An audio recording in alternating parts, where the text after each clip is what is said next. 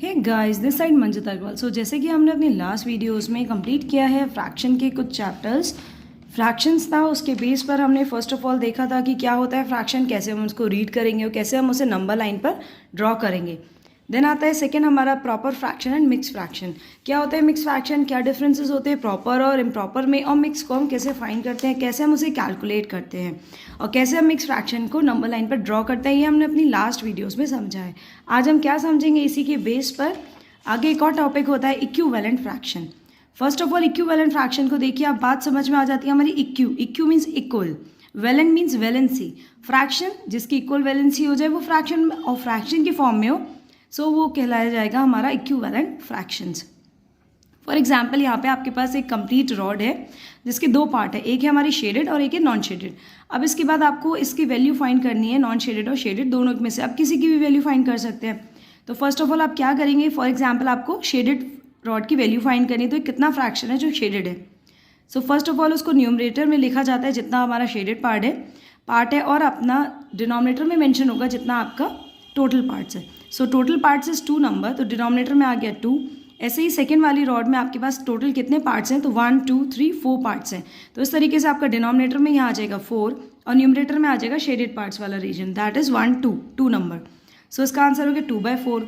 इसी नेक्स्ट वाले का आंसर क्या हो जाएगा 3/6, बिकॉज टोटल पार्ट्स कितने 1 2 3 4 5 6। अब वो कहाँ मेंशन करेंगे हम, डिनोमिनेटर में, और न्यूमरेटर में क्या मेंशन करेंगे, शेडेड पार्ट्स। सो 1 2 3।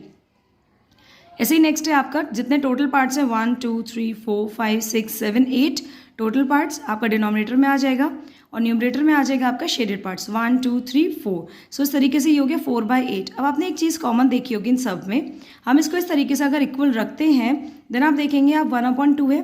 अब ये 2/4 है, इसको अगर आप 2 से कट करते हैं तो 2 1 2 2 2 4, ये 1/2 आ जाएगा। 3/6 को अगर आप 3 से कट करते हैं 3 1 3 3 2 6, ये भी 1/2 आ जाएगा। इसको 4 से कट करेंगे 4 1 4 4 2 8, ये भी आपका 1/2 आ जाएगा। सो इसे फ्रैक्शन से क्या पता चला आपको, so these fraction are called the equivalent fraction. Why, because यहाँ पे 1/2 ही पूरा कंप्लीट फ्रैक्शन है, बस हमने क्या किया है सेम नंबर से न्यूमरेटर में और डिनोमिनेटर में मल्टीप्लाई कर दिया है और आपकी डिफरेंट वैलेंसी आ गई है। So it's called an equi means equal, valent means valency. आपने जब इक्वल वैलेंसी से यहाँ पे मल्टीप्लाई करा तो इक्विवेलेंट फ्रैक्शंस आ गए। So it shows that the multiplying the numerator and the denominator of a fraction by the same non zero number does not change the value of the fraction. तो उससे क्या पता चलता है कि अगर आप सेम नंबर से न्यूमरेटर और डिनोमिनेटर में मल्टीप्लाई करते हैं देन आपकी जो वैल्यू है फ्रैक्शन की वो डोंट चेंज, वो चेंज नहीं हो सकती, वो एज इट इज रहती है। So similarly dividing the numerator and denominator of a fraction by the same non zero number does not change the value of the fraction. Same जैसे multiply करते हैं सेम आप डिवाइड कर दीजिए। Division का क्या मतलब है, मीन्स यहाँ पे 1 को डिवाइड किया आपने 4 से और 2 को डिवाइड किया आपने 4 से। जब हम डिवाइड करते हैं मीन्स अपनी वैल्यू जब न्यूमरेटर में अगर कोई नंबर है उसका डिवीजन कहाँ लिखा जाता है, डिनोमिनेटर में। और अगर यहाँ पे इसके लिए डिवीजन क्या फाइंड होगा, यहाँ पे 2 के लिए डिवीजन ऊपर न्यूमरेटर वाला फाइंड हो जाएगा। सो आपने यहाँ पे 1/2 को आप या मल्टीप्लिकेशन करके पढ़िए या फिर डिवीजन का साइन लगा कर यहाँ लिखिए। देन मीन सेम नंबर से अगर हम डिवाइड और मल्टीप्लाई करेंगे देन उसकी वैल्यूज में कोई चेंज नहीं आता। So these fraction are called the equivalent fractions. So equivalent fraction की डेफिनेशन क्या है, 2 or more fractions representing the same part of a whole are called the equivalent fraction rule। कैसे हम फाइंड करेंगे, so to get a fraction equivalent a given fraction we multiply and divide the numerator and denominator of the given fraction by the same non zero numbers. सो आप जब आपके पास 2 या 2 से ज़्यादा कोई भी फ्रैक्शन रिप्रेजेंट है सेम पार्ट के जिसका होल पार्ट सेम है, मीन्स वो फ्रैक्शंस कैसे हैं, इक्विवेलेंट फ्रैक्शंस हो जाएंगे। For example right the 4 equivalent fraction of the following. अब आपको इनके 4 इक्विवेलेंट फ्रैक्शंस को फाइंड करना है। फॉर एग्जाम्पल फर्स्ट इज 3/4 है, 3/4 का इक्विवेलेंट फ्रैक्शन आपको 4 फाइंड करना है। मीन्स अब आप 3/4 में एक बार 2 से मल्टीप्लाई करिए न्यूमरेटर और डिनोमिनेटर में, फिर आप 3 से मल्टीप्लाई करिए, देन 4 से मल्टीप्लाई करिए, देन 5 से मल्टीप्लाई करिए। अब देखिए सबकी अलग अलग वैल्यूज़ आ जाएंगी, बट ये सब जितने भी नंबर्स हैं आपने इन सब में एक कॉमन नंबर है 3/4, उसी की आपने सेम वैलेंसी से मल्टीप्लाई करिए न्यूमरेटर और डिनोमिनेटर में। ये देखिए यहाँ 3 से किया या 4 से किया 5 से किया। सो जब मल्टीप्लाई करके जो आंसर्स आएंगे these all are equivalent. So hence the 4 fractions equivalent to 3/4 are 6/8, 9/12, 12/16 and 15/20। सो इस तरीके से हम इक्विवेलेंट फ्रैक्शंस को फाइंड करते हैं। अब आपके पास कोई भी अगर डिजिट है, कोई भी नंबर है, होल नंबर होगा, आप उसका इजीली इक्विवेलेंट फ्रैक्शन फाइंड कर सकते हैं। ये फ्रैक्शनल वैल्यू है विद होल नंबर्स मीन्स यहाँ पे डेसिमल्स में नंबर नहीं है, यहाँ पे पॉइंट पे नंबर्स नहीं है, so it's a whole numbers.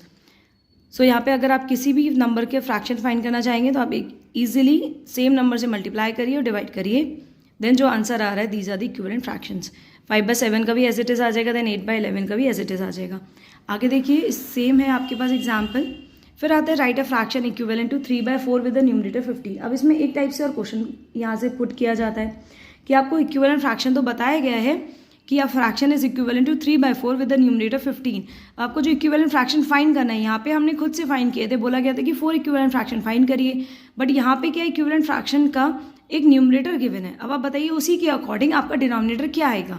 तो मीन्स आपके इस तरीके से हम इस फॉर्म को लिख देते हैं कि 3/4 है which is equals to numerator is 15। सो यहाँ पे आपको डिनोमिनेटर फाइंड करना है। अब आप बताइए कि 3 के आपने किस नंबर से मल्टीप्लाई किया था कि आपके पास 15 आ गया था। तो 3 1 ज़ा 3, 3 2 ज़ा 6, 3 3 ज़ा 9, 3 4 ज़ा 12 एंड 3 5 ज़ा 15। सो जब आपने 3 की 5 से मल्टीप्लाई की थी देन आपको यहाँ पे 15 मिला था। तो सेम हम क्या करेंगे, हमें पता है इक्विवेलेंट फ्रैक्शन फाइंड करने के लिए सेम नंबर से मल्टीप्लाई होता है न्यूमरेटर में और सेम नंबर से मल्टीप्लाई होता है डिनोमिनेटर में। सो हम क्या करेंगे 4 की 5 से ही मल्टीप्लाई करेंगे, देन हमें वापस अपने इक्विवेलेंट फ्रैक्शन का डिनोमिनेटर यहाँ पे मिल जाएगा। सो 4 5 ज़ा 20। सो आंसर क्या आ जाएगा, we multiply the denominator also by 5। So 3/4 equals to 3 × 5 upon 4 × 5 that is 15/20। So the equivalent fraction is 15/20। अब यहाँ पे आपको 15 दिया था न्यूमरेटर में। ऐसी कुछ एग्जाम्पल्स होंगे जिसमें आपको जो भी वैल्यू दी होगी डिनोमिनेटर में गिवन होगी, आपका न्यूमरेटर फाइंड करना पूछा जाएगा। सो यहाँ पे देखिए क्या फाइंड करना गया है, यहाँ पे हमें फाइंड करना है न्यूमरेटर, बिकॉज यहाँ पे डिनोमिनेटर गिवन है। सेम हम कंपेयर करेंगे 8 को हम डिवाइड कर देंगे 56, 8 से डिवाइड करेंगे 56 को, पता चल जाएगा कि आपने 8 से किस नंबर से मल्टीप्लाई किया कि 56 आया है। सो हमने 8 की 7 से मल्टीप्लाई किया 56 आ गया। तो आप सेम नंबर की न्यूमरेटर में मल्टीप्लाई करेंगे, आप 5 की 7 से ही मल्टीप्लाई करेंगे, देन आपको सेम 35 मिल जाएगा। सो द आंसर इज 35/36। सो इसमें इसी टाइप के हमारे क्वेश्चंस आते हैं।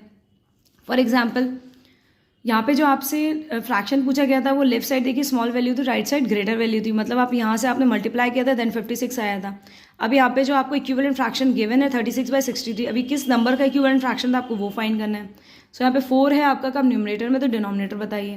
तो आप सिंपली क्या करेंगे, आप 4 से 36 से आपको 4 जाना है, मतलब आपको ग्रेटर से लोअर वैल्यू में जाना है। तो जब भी हमें ग्रेटर से लोअर वैल्यू में जाना होता है हम डिवाइड करते हैं। सो किससे डिवाइड करेंगे, 36 से 4 को तो डिवाइड करेंगे नहीं, सो हम 4 से डिवाइड करेंगे 36 को। सो हमने क्या किया कि 4 की हमने टेबल काउंट करना स्टार्ट किया, हमने देखा 9 टाइम्स जब हम 4 पे गए तो 36 आ गया। Means 36 is divided by 4 divided by 9 equals to 4 होता है।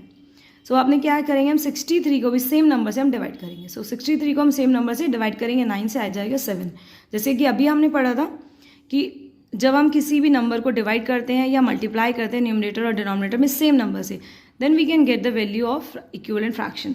तो सेम यहाँ पे जब हम मल्टीप्लाई कर रहे थे तो उसके एग्जाम्पल से यहाँ पे कौन सा एग्जाम्पल है जहाँ हमें डिवाइड करना पड़े।